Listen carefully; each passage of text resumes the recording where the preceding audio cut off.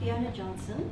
She is a senior lecturer at the University of New South Wales, based in the Water Research Centre in the School of Civil and Environmental Engineering. Fiona has over 15 years' experience in water resources and civil engineering, working as a consultant for government and in academia. Fiona's areas of research interest are in statistical hydrology, particularly with respect to flooding and extreme events, as well as in developing models for climate change assessments of water resources systems. Thank you, Fiona. All right, so Will said he'd sort of stepped back from the small scale. I'm going to go even bigger scale. So, unlike Tony Abbott, climate change will cause us lots of problems, and very few of the impacts are positive. We've seen this, from the global body, the Intergovernmental Panel on Climate Change, which over the last 5 assessment reports has continually told us that continued emissions of greenhouse gases will cause warming and changes in all components of the climate system. Now, obviously, that being drilled down into the VICI, the Victorian Climate Initiative, for Victoria, and as Nick already mentioned, it's fairly clear: expansion of the Hadley cell, changes in storm tracks. There are going to be changes in Victorian climate that will affect water resources systems in particular, and how these sorts of systems then respond to algae and other impacts, and how that comes together. So if we look at that, specifically, for some sort of shallow lake system, we know we'll have higher evapotranspiration, increased temperatures, changes in humidity, probably drier overall in this part of the world, but increased rainfall intensities when it does rain. So more dry days, but heavier rain when it does rain. And so, particularly at short durations, this has a really big impact in urban environments. It can cause, increased flooding risk. But how that interplays in, over an overall drier catchment is still a big area of research interest. As we've already mentioned, clearly higher water temperatures are a big problem for algal growth. And so, how do all these things start to play together? Do we have changes in wind speed? How's that going to affect, the mixing and the stratification of such systems?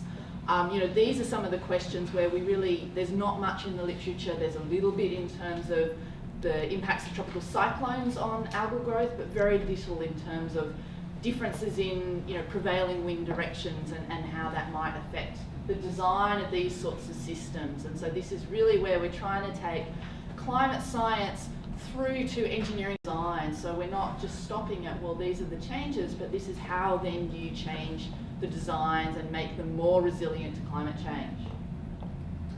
What will happen to catchment inflows? How does this affect the residence time? I mean, again, this is the interplay of this overall catchment wetness. What other things are happening in the catchment? How does this affect the frequency of inflows to any sort of system? What about the nutrients or the wash-off? I mean, we've got people, how are people going to respond in terms of urban areas, in terms of what they're going to do with their gardens? How's that going to affect fertiliser use? There's a whole range of different issues that I think we're yet to get down to the details that affect the design of these sorts of systems. I come to a point in mode as well. From an engineering perspective, and this is where this project is really exciting, and bringing in a whole range of experts thinking about this. So most of my work is more in this kind of space, thinking about the changes to evaporation, rainfall intensities and catchment processes, and then how we apply that to different systems. So we've done quite a bit of work thinking about how flood changes, how do we think about floods in the future? How do the catchment processes affect this? So, these are sort of different mechanisms that we think about for catchment flows. So we've got a saturation excess flow versus an infiltration excess flow, and depending on how your catchment works, depends on whether, how the changes to the rainfall itself versus the pre-event rainfall, the antecedent conditions in the catchment. How are our models responding to these sorts of changes? And we've done some work reviewing this in terms of flood hazard for Australia. But I think the next stage is to take this into a water quality space as well. So thinking about our models and our concepts of catchment processes and how we then design based on that. We've also been doing some work thinking about model structures. So here is a range of, this is WB&M, so a very common flood model used in engineering design. This one's GR4J, which is what the Bureau of Meteorology is using for a lot of their water resources assessments, their sort of seasonal forecasting models and water sort of availability. And on the end is the music hydrologic model structure as well. So these are all really common structures for thinking of, for modelling our catchments. But which ones of these are going to be able to reflect the sorts of changes we see in the catchment? WB&M only looks at a very, very simple loss model. It's not capable of looking at the antecedent conditions in the catchment, how wet it's been before the rainfall occurs. But on the other hand, GR4J is a linear model, so it doesn't really respond to the increases in rainfall intensity in the way that we might expect large catchments to do. So we know that if we get double the rainfall, we actually expect more than double the flow because the catchment is more efficient, the losses and all the resistance in the catchment is a smaller proportion. But this sort of model is linear, and so maybe it's not going to work as well under these increased rainfall intensities.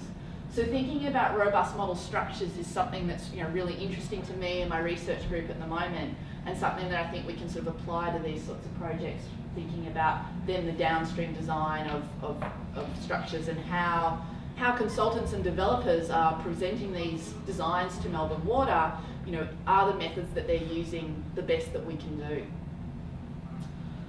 So how do we answer these questions? So a big tool for climate change is a general circulation model or a global climate model, and these are three-dimensional models of the Earth's climate and land surface. They go up into the atmosphere and cover the whole globe. These models are still fairly coarse resolution. They've been improving over time. We've seen huge advances in model resolution. I really love this figure. I wish we had one for Australia, but it works really well over the US. So the very early generations of the models, you can just see the Rocky Mountains, maybe the Appalachian Mountains if you kind of squint. As the model resolution starts to increase, you can start to see where the Mississippi is coming through and this huge area of southern US that's going to be susceptible to sea level rise, or the large areas along here where lots of low-lying land. So as the resolution of climate models increases, we do see improvements, and this means that they are getting increasing skill in being able to model, particularly precipitation, because of the strong orographic effects of topography on rainfall. We're seeing improvement.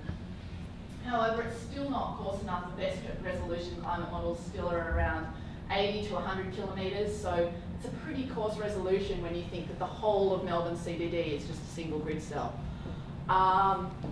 So what we think of to deal with this problem is downscaling. And so, when we sort of try to reflect this, you've got a single grid cell, but within that you've got all this heterogeneity in terms of the landscape use, in terms of the way that we've observed it, where we've had rain gauges or other ways that we're trying to compare our climate models to point data. So there's a lot of scale discrepancies, and downscaling is one way to deal with that. Just even with downscaling though, we still have a lot of biases in climate models. So my modelling group has spent quite a lot of time thinking about the ways that we can post-process climate model simulations to make them more useful for engineers. So Jonathan has just submitted her PhD looking at how biases might change over the sorts of cycles of the interdecadal Pacific Oscillation over periods of sort of 30 years. Because these are parts of the climate models that we really haven't examined very well. How well do they represent El Nino? How well do they represent multi-decadal variability that we know is really important for Australia's hydrology and the behaviour of systems? We've also done work looking at some really high resolution downscaling over Sydney. So Jason Evans from the Climate Change Research Centre at UNSW has 2 kilometre runs of a downscaling model over the Sydney area. So this is the sort of resolution that you need to get at to be able to model thunderstorms and convection explicitly in your climate model, rather than having to parameterise it and kind of guess what might happen at the subgrid process. So 2 kilometre runs are incredible. They're really exciting development. But despite that, we still have a lot of biases, and so G1 did quite a bit of work looking at how do we estimate IFDs, so the 1 in 100-year rainfall from these sorts of models. And so we have done a lot of work saying from climate models, how do we translate those outputs to engineering design?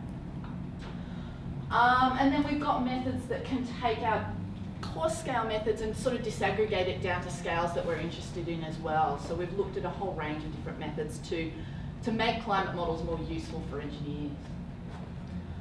We also do some work from the other end of the scale. So climate models only get us so far to understanding the vulnerabilities of our system, and so we've taken what we might call a bottom-up approach, where we look at generating scenarios where we can perturb the climate statistics that we might be interested in a way to understand the thresholds or the places where the resilience of our models, where do our models break, where do systems, their behaviour change. And so in this case, we've taken a weather generator that can generate, sequences that are consistent with the historical climate, and then we've made some of the extremes wetter, or we've made it have more dry days, or we've sort of had a combined approach. And this is work that my PhD student Claire has been doing, using as a tool to examine the robustness of those models, the rainfall runoff models that I was talking about before.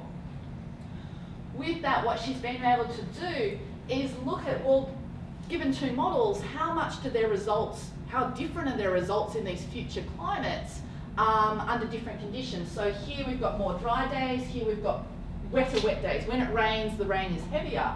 And we see greater discrepancies between the models as these two things come into play, because one of the models didn't really have the capability to think about the dry days.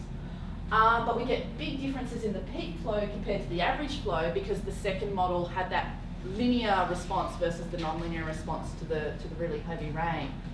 So, thinking about how do we use these sorts of scenarios to understand at what point does the mixing of the lake systems or the shallow lake systems become critical, or how does this interplay of catchment flows affect the residence time? So generating sequences allows us to explore that uncertainty. So this is a really exciting project for us to be able to think about the catchment, the water bodies and those impacts together.